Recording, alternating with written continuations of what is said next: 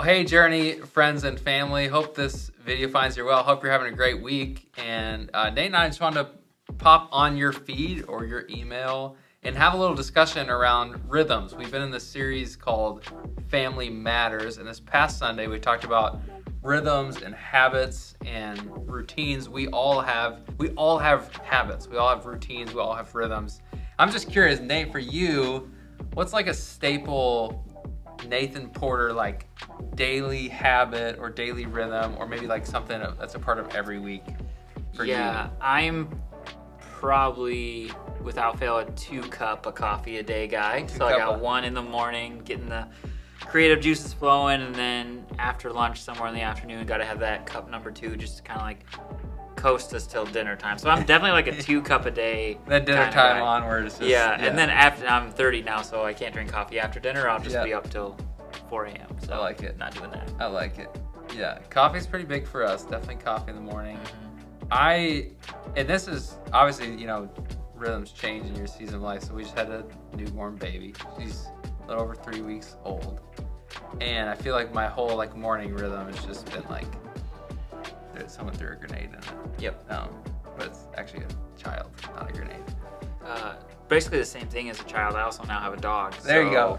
I do this, and I do this, and I do this. It's off. But one thing I try to do is just at least have like some quiet, calm, collected time before like jumping into all the things of the day. So I've always been fascinated with rhythms and routines, especially of like authors, actors, athletes.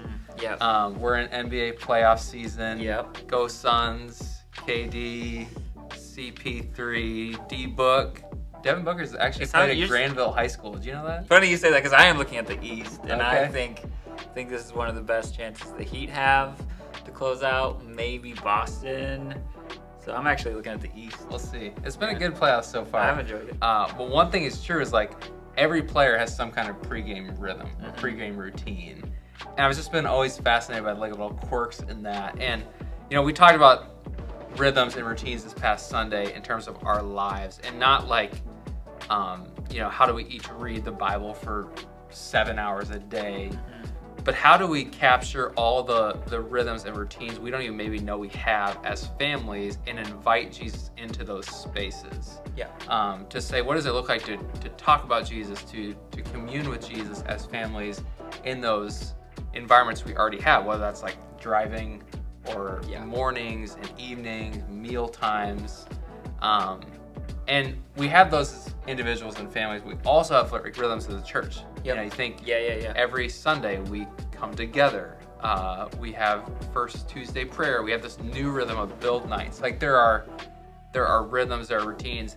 And part of what we want to do right now is just talk about some of those specifically for our families. And Nate, we have a couple of rhythms every week for our students, which you get to oversee and lead those teams. Yeah. Talk about some of those, even some that have been new in the last couple of years. It's funny that you mention like church rhythms too, because for so long church rhythms were very, very consistent, and then 2 years ago this little thing happened and took some church rhythms and like drop kicked them out the window. So things that like I grew up with taking for granted even sometimes, like youth group.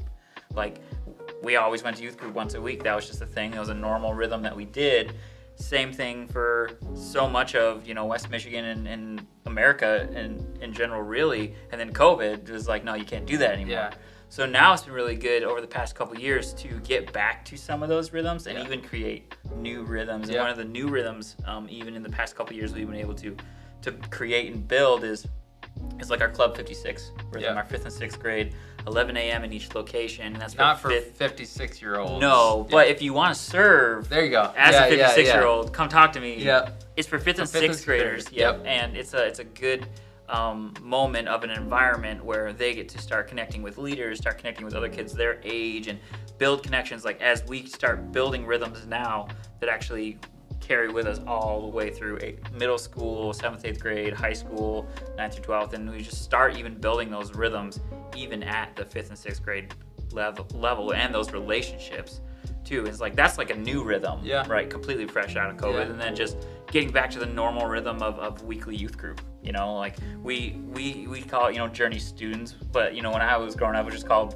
youth group, but that's on Sunday nights at 6, and that's just a weekly rhythm that allows students to get together, maybe be a little bit out of their comfort zone, maybe play a game or like be a little bit silly, and maybe they wouldn't normally think to do that, but it just creates an environment that like sets up opportunity to start building new rhythms of relationship, opening up and talking about what's going on in their week. It makes a rhythm out of that instead of it being this like foreign object, this foreign thing that no one does anymore. Yeah.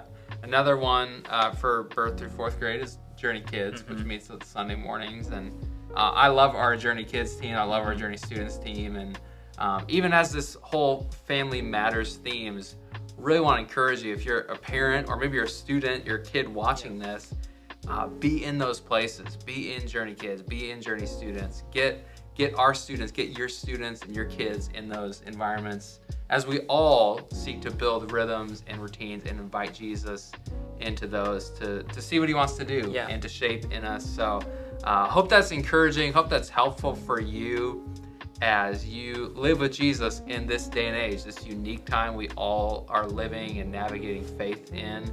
And I would just say, go Suns. We'll see what happens. I said go Heat. I think that's where I'm at right now. So thanks for checking out this video. Can't wait to continue this series with you. See you really soon.